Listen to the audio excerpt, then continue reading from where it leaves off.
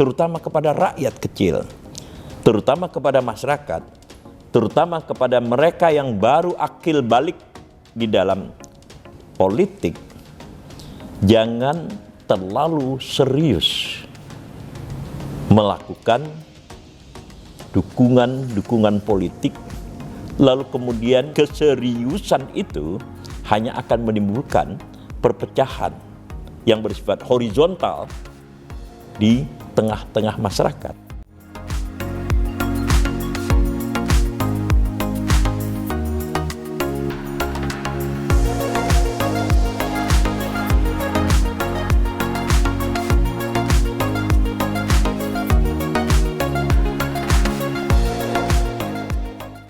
Pecinta Indonesia, bangsa dan demokrasi. Ini adalah buku dari Profesor Purnawan Basundoro. Judulnya adalah Pengantar Kajian Sejarah Ekonomi Perkotaan Indonesia. Sejauh yang saya ketahui, ini adalah buku pertama yang merupakan textbook tentang sejarah ekonomi perkotaan di Indonesia. Jadi boleh dikatakan dekan dari Fakultas Ilmu Kebudayaan Universitas Airlangga, Profesor Purnawan Basundoro ini, itu merupakan perintis di dalam studi sejarah ekonomi perkotaan Indonesia. Nah, tetapi sebagaimana biasa, saya tidak akan membicarakan isi buku itu. Silahkan untuk membacanya sendiri. Yang ingin saya katakan adalah bahwa satu hal yang menarik. Pada pukul 21 hari Selasa 19 September 2023, headline news Metro TV itu memberitakan tentang Prabowo Subianto, calon presiden dari Partai Gerindra dan kelompok koalisinya, menyupiri Presiden Joko Widodo. Sebenarnya ini adalah sesuatu yang biasa, akan tetapi kalau kita lihat di dalam konteks sejarah politik Indonesia kontemporer, kata ini tidak terlalu tepat. Mestinya, akan tetapi bisalah untuk sekedar sebuah percakapan kita katakan sebagai sejarah kontemporer. Berita itu, headline news tersebut, itu menggambarkan kian akrabnya Presiden Joko Widodo dengan Menteri Pertahanannya, yaitu Prabowo Subianto.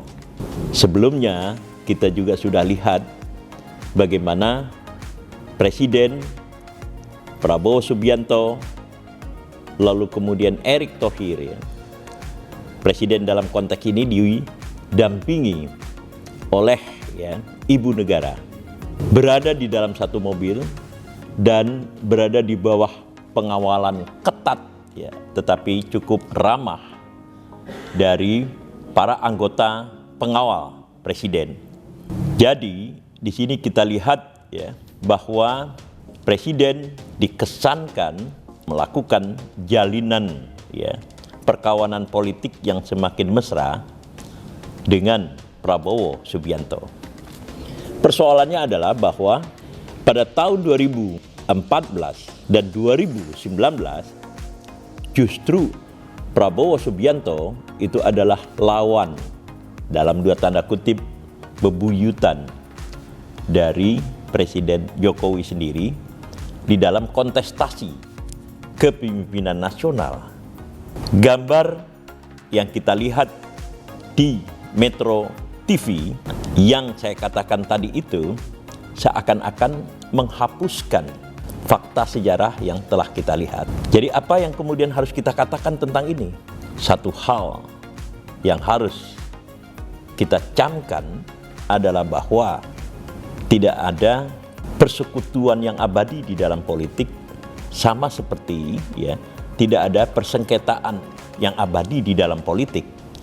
Jadi politik itu konstan dinamisnya, dan seperti klise mengatakan politik sangat dinamis. Nah, sebelumnya juga ada seorang tokoh muda, Saya bahkan sering mengatakan dia adalah adik saya, karena sama-sama dulu menjadi anggota Pelajar Islam Indonesia atau PII. Namanya adalah Ali Mukhtar Ngabalin. Tokoh ya dengan pakaian yang khusus sehingga sangat mudah ya dikenali oleh publik. Ini adalah pendukung Prabowo Subianto sebelumnya gitu. Tetapi oleh proses yang kita tidak tahu, tiba-tiba telah berada di dalam istana dan menjadi salah satu staf ya, dari kepala staf kepresidenan. Dan kemudian dengan sangat intensif Ngabalin muncul di berbagai acara ya, perdebatan-perdebatan televisi yang memperankan dirinya sebagai pembela Presiden Jokowi berhadapan dengan para oposisi. Dan kita lihat masih di dalam konteks ini adalah seorang tokoh muda, seorang pengusaha, seorang profesional yang bernama Sandiaga Uno.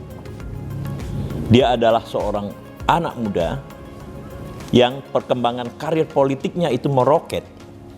Tidak terbayangkan oleh saya bahwa pada tahun 2001 saya sama-sama naik haji dengan Sandiaga Uno ini.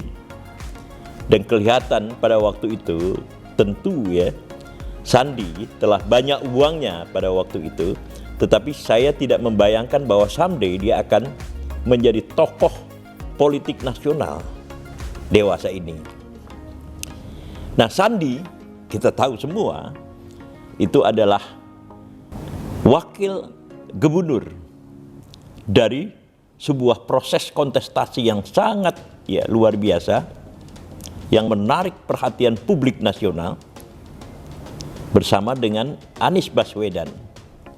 Keduanya kemudian mengalahkan ya incumbent yaitu Basuki Cahayapurnama. Nah, ketika pasangan ini yang saya maksudkan Anies Baswedan dan Sandiaga Uno ini bertarung untuk memenangkan ya kepemimpinan puncak di DKI Jakarta pada 2017 itu, tidak ada imajinasi kita sedikit pun bahwa keduanya akan berpisah. Tetapi pada akhirnya seperti yang kita lihat, keduanya kemudian oleh proses-proses politik yang lebih bersifat makro terpisah satu sama lain. Walaupun mungkin mereka juga saling menyapa satu sama lain, tetapi di dalam konteks perkubuan politik keduanya menjadi tidak sama. Keduanya menjadi lawan di dalam dunia politik. Keduanya merupakan kontestan resmi atau tidak resmi yang tidak berada di dalam satu kubu. Pasti kita bisa menambah contoh-contoh lainnya. Salah satunya adalah perpecahan internal di kalangan pendukung Jokowi, seperti yang kemudian terlihat dari suara-suara kritis yang disampaikan oleh Ade Armando. Padahal kita ketahui bahwa Ade Armando sebelumnya telah memperlihatkan dukungan yang solid terhadap Jokowi, dan karena itu secara logika dia merupakan sebuah kesatuan di antara sesama mereka. Dan yang paling fenomenal itu adalah perubahan loyalitas politik yang dilakukan oleh seorang tokoh yang dulu pernah saya kagumi, yaitu Budiman Sujatmiko. Kita ketahui Budiman Sujatmiko itu adalah seorang pejuang demokrasi pada masanya, yaitu di akhir masa pemerintahan Orde Baru. Lalu kemudian mendirikan PRD, Partai Rakyat Demokratik, yang juga di dalam pemilu 1999 itu selalu saya berikan penilaian yang konstruktif. Dan kita tahu bersama, Budiman mengintegrasikan dirinya ke dalam Partai Demokrasi Indonesia Perjuangan. Suatu jalur yang menurut saya tidak terlalu bersifat deviatif bila diukur dari perjuangan yang telah dilakukan sebelumnya. Tetapi hari-hari ini Budiman Sujatmiko justru telah memindahkan loyalitasnya kepada Prabowo Subianto. Kita bisa memberikan contoh lainnya, pasti akan sangat banyak contoh-contoh yang semacam itu. Hanya saja yang ingin kami tekankan dari kelompok kolom Fachri Ali adalah bahwa politik itu hanya semata-mata sebuah permainan. Politik memang melahirkan tokoh-tokoh hebat. Politik memang melahirkan panggung-panggung buat orang-orang besar. Yang saya maksudkan orang-orang besar di sini adalah mereka yang telah tampil ke dalam pentas nasional dan mendapatkan perhatian nasional, lalu kemudian mendapatkan simpati pada tingkat nasional dari golongan mereka masing-masing. Akan tetapi pada saat yang sama, politik itu, terutama kalau kita lihat pada konteks tokoh-tokoh yang telah saya sebut, itu tidak lebih dari sebuah permainan. Kenapa saya sebut sebagai sebuah permainan? Karena kontestasi di antara sesama mereka itu pada dasarnya kontestasi yang lebih ditekankan pada faktor interest, pada faktor kepentingan-kepentingan, bukan kepentingan kelompok, bukan kepentingan ideologis, bukan pula kepentingan-kepentingan yang bersifat akhirat, tetapi adalah kepentingan-kepentingan kekuasaan. Mereka kemudian selalu mengintip satu sama lain tentang celah-celah bagaimana mereka bisa tampil bersama-sama untuk meraih kekuasaan pada tingkat tertentu, bahkan kekuasaan pada tingkat nasional. Nah, disinilah saya melihat signifikansinya apa yang disampaikan oleh Wakil Ketua Umum Partai Kebangkitan Bangsa atau PKB dengan nama yang sangat bagus, dan saya suka nama itu, Jazilul Fawaid. Ini adalah nama yang tidak bisa kita sebut sebagai nama yang lahir dari alam Nusantara, melainkan sangat dipengaruhi oleh ruang-ruang keislaman, setidak-tidaknya ungkapan yang bersifat atau terpengaruh oleh bahasa Arab.